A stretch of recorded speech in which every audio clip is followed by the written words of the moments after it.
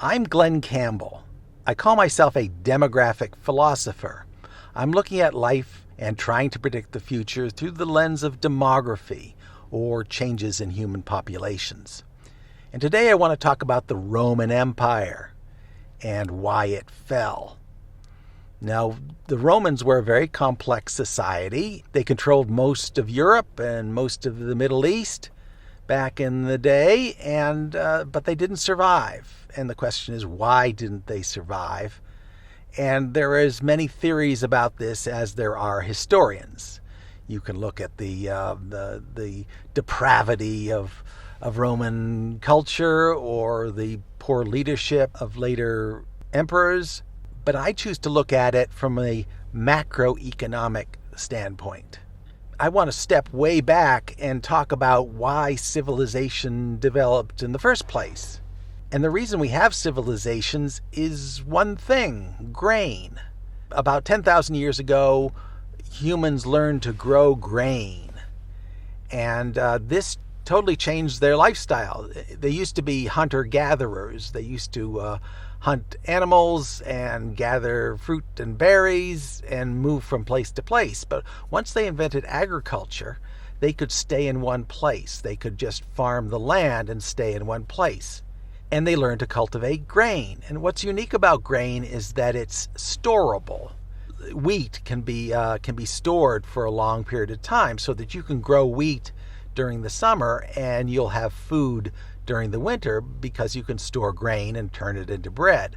What's also important about grain is that it can be taxed. So you have a king or nobility who tax the population by demanding a certain portion of their grain, and in exchange for the grain they provide protection, and they take this grain and they use it to build their civilization. So when you think about the Roman Empire, you think about gladiators and soldiers and emperors and the great public works of the Roman era, like roads and aqueducts. You don't think about what funded all of this. So it's essentially solar energy. We're taking solar energy, combining it with human labor, and producing this concrete product, which is grain. And everything is derived from grain. In other words, if you're going to pay soldiers, you're ultimately paying them in grain, the grain that they can use to make bread and feed themselves. Now we have this substitute for grain, which is called money. Because grain was kind of awkward to exchange at every transaction, the Roman Empire invented money, invented coins, and you had a coin of silver that was supposed to be equivalent to 1 bushel of grain. So you could just exchange the silver instead of exchanging the grain. But ultimately, the currency of the Roman Empire was grain. And this is important because there's a limit to grain production. And if your empire gets too big and gets too costly and exceeds the amount of grain that is being produced by the serfs, then ultimately your society cannot survive. And this is what I see in the fall of the Roman Empire. Ultimately, the empire started spending more money than it was producing. It was producing this product, this core value, but it was spending more than that core value. If you have a certain military prowess, it's fairly easy to conquer an empire. I haven't done it personally, but it seems that the Romans had no trouble conquering foreign lands. And conquering other countries was actually quite profitable, because once you conquered a kingdom, you could steal all its resources. You could steal its stored value. So each kingdom might have a treasury of gold coins or a cache of grain. And when you conquered that kingdom, you could steal all those spoils of war. The problem then becomes ruling this foreign kingdom over the long run. Once the spoils of war run out, then you have to be self-sustaining. You have to obtain enough grain to feed the soldiers to hold on to your territory. And the trouble with the Roman Empire is that after it conquered all its territory, it got more and more expensive. Society became more and more complex. You needed soldiers to hold on to the land and to maintain public order, and you needed a bureaucracy to keep track of taxes, and all of these things over the course of the Roman Empire got more and more complex. Now, one source for my theories here is an academic named Joseph Tainter of Utah State University, and his thesis concerns the complexity of societies and why they collapse. And as societies get more and more complicated, they get more and more expensive, and you eventually run out of grain. Now, it was very simple in the case of the Romans. You had people growing grain, and the government would come along and take a portion of your grain. Now, as the government expenses rose because they got more complex, they might try to take more grain from the peasants. But at a certain point, that becomes unproductive. The peasants still have to feed themselves. You had the Roman government getting more and more draconian as it ran out of money. It would demand that instead of demanding a portion of the grain that was produced, they would demand a fixed amount. So even in years when the grain production was low, the Roman government would still demand the same amount of grain. And that ended up being that the peasants would starve because they had no grain for themselves, or they would abandon the land and not produce any grain at all. This was illegal under Roman law. You were supposed to work the land that you were born on, but it didn't prevent people from dying or running away, abandoning the land if the taxes were too high. So there's a limit to how much you could tax the peasants to support your civilization. So the Roman Empire collapsed over several centuries. It was an instantaneous thing. But as soon as the spoils of war ran out, the writing was on the wall. The empire was not going to survive.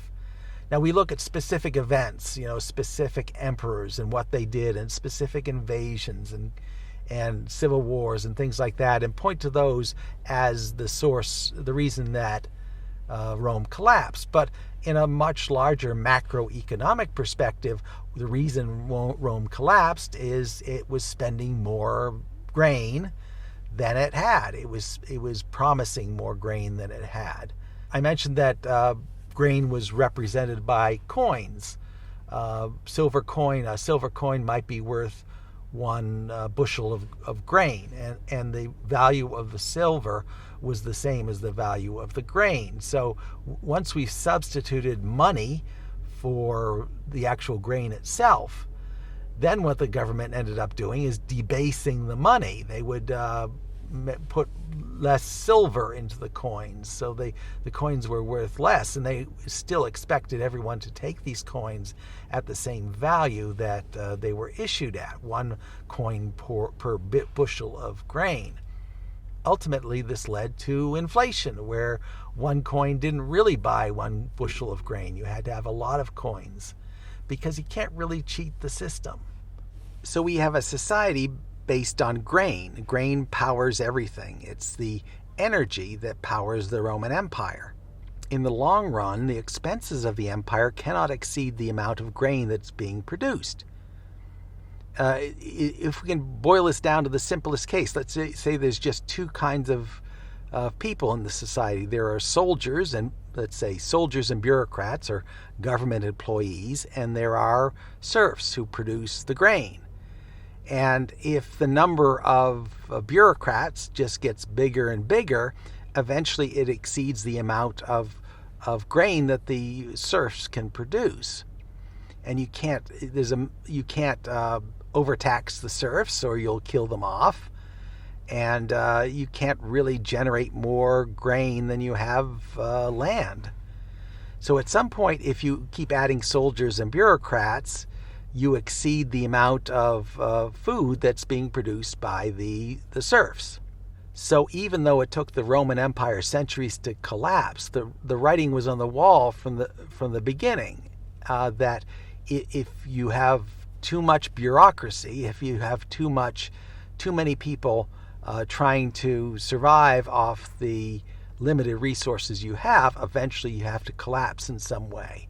Now, Rome used all sorts of tricks to try to put this off, and in fact, they were very successful. But ultimately, you can't feed more people than the grain you are producing, and ultimately, things had to collapse. For example, if you can't pay your soldiers enough that they can eat, then the soldiers are just going to switch sides and go with the barbarians, someone who can pay them enough to eat. So that's the reason why Rome fell, that they ran out of grain. They didn't have enough core production, core value being produced to support the empire that they created. Now fast forward to today, what are the lessons for today? Well, we don't produce grain. Grain isn't our staple value anymore, and I honestly don't know what our staple value is. But people are producing things, and other people are consuming things. You have bureaucracies and you have soldiers, the equivalent of bureaucracies and soldiers, which are using up the prime production. And then you have someone else who's producing the prime production. And I don't know what the equivalent of grain is in the modern world. But for the sake of simplicity, let's just call it the GDP, gross domestic product. That's the actual business of a country over the course of a year. That's the actual business that has been conducted in the country. And that is what has to fund everything else, all our other adventures. Now, you can't take all of GDP and pay it to soldiers and bureaucrats, because the people who are producing the GDP, they need to eat as well. So what modern governments do is they tax GDP and they return some of that to government coffers. So let's say 20% of GDP is taxable. It can be returned to the government in taxes. Okay, so the government has to feed all the bureaucrats on that 20% of GDP. So what happens when the cost of government exceeds that amount that they're returning in taxes? Well, ultimately, things have to collapse. Now, we're putting things off just like the Romans did. We managed to put things off for decades through a facility called debt, where if the government doesn't have enough money, they can borrow the money. And people seem willing to loan money to the government, loan grain, real grain to the government, in exchange for the government's promise to pay it back. But if the government consistently is spending more than the money it's taking out of GDP, then ultimately the government has to collapse, just like grain. Just like there's not being enough grain to feed everybody, there is some fundamental value that keeps the economy running, and in the long run you can't exceed that. It may take a while for things to collapse, but eventually they will, and then you're back to the dark ages again, where people are just spending what they're actually producing. So the governments of the future will have to spend within the boundaries of the grain that they're collecting in taxes. But in the meantime, we have this glorious hedonistic period where the government is issuing debt and people think that debt is worth something. And so we're developing this big bubble that eventually has to pop. And the way it pops is one of two ways. Either the government can't pay its debt when the debt comes due, or inflation reduces the value of that debt.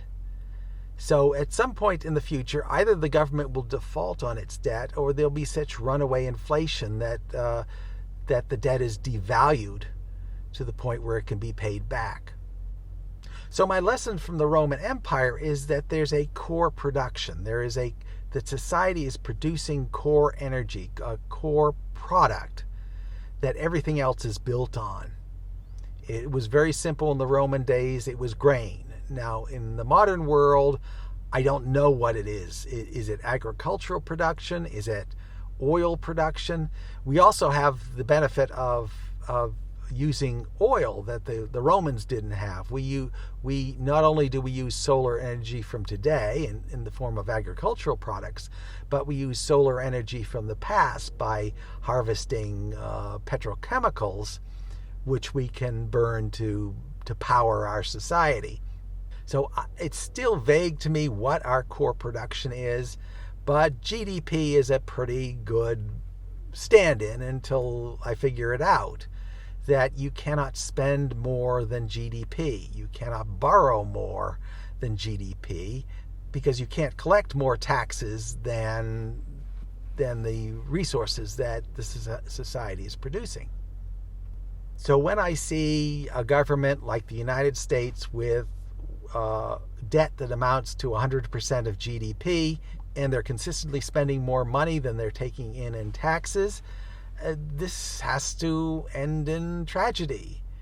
And now the fact that it hasn't ended in tragedy and things seem to be still cooking along, that doesn't mean it's not going to happen in the future. Eventually, if everybody is spending more money than they have and taking on more debt, eventually the debt has to crash and it has to become unpayable, and we have to go back to a relatively primitive state where everyone is just spending the money that they actually take in.